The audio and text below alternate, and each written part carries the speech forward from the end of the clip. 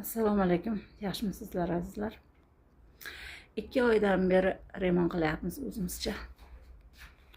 Darvozaxona oppoqqina qildik. Gullarni qo'ydik. Konditsionerni olib yoqqa ko'chirdik. Qoch.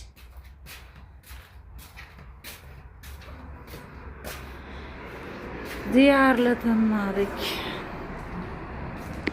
Uzumlarimiz quriyapti. Ertalab kechqurun suvurib, suv bilan yuvib turibmiz. Böyle pomidorchalarimiz pishdi, lekin terib olganmiz, to'g'risi. Maydacha bozordan olib kelyapmiz. Eng katta qilgan ishim ana shu bo'ldiki, shu yerda bir kamiz misir bor edi-da. Ana shuni tozaladim.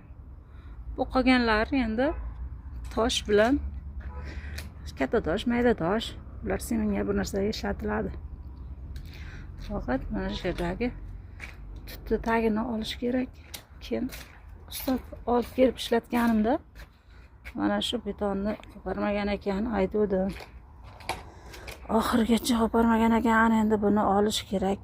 Xudo kuch-quvvat bersa, Xudo xolasa, sizlarning duolaringiz bilan Allohning izniyle Alloh kuch-quvvat bersa, hammasini qilamiz. Xudo xolasa, sal tartibga keltirdik. Anchadan beri qaramay qo'ygan ekanmiz. Mana shu yerlarga mix qoqib, sim tortib taxlab qo'ydik. Endi buni ahak qilib qo'yaylikmi yoki bo'lmasa ko'ramiz, yoki shunaqa ana bilan shuvob qo'ysa yaxshi bo'ladimikan, ko'ramiz. Mayli, Allohga shukr.